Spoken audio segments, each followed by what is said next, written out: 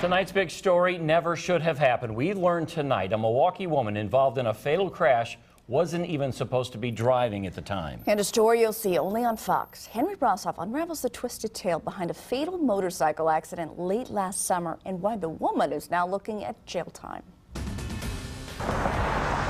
Lover's Lane on Milwaukee's northwest side sits peacefully covered in snow. It's a thin white blanket that helps hide the memory of a terrible tragedy. The cyclists were both ejected. More than 4 months ago. We have one deceased adult female. David Curtis drove the motorcycle that slammed into the car stopped to turn. His wife, Giselle, riding with him, landed in a ditch. She died. At this time, we also have one person in custody. That September day, police arrested Laisha Wooten, the driver of the car David struck. And now court documents obtained by Fox 6 show Wooten never should have been on the road that day. She's charged with knowingly operating a motor vehicle without a valid license, causing a death.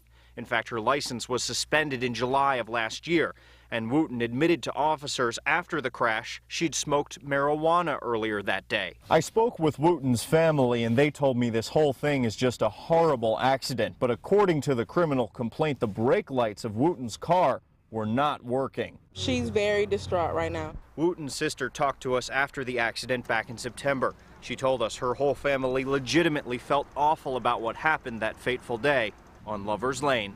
We didn't disturbed on our behalf as far as my sister and also the family that is missing their loved one right now. So we just keep them in our prayers. Wooten does have a plea hearing scheduled for sometime in the next few weeks. I also did touch base with the victim's family. They weren't interested in making any comment for this story. Live on Milwaukee's northwest side, Henry Rosoff, Fox 6 News. Do they think that the fact the brake lights were not working was somehow a factor in the crash? The cyclist, or the motorcycle rider maybe didn't see her stopping?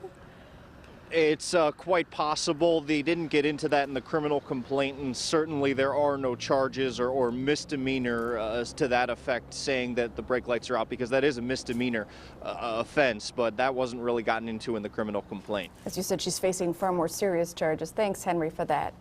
From vanished to victim, the case of a missing Milwaukee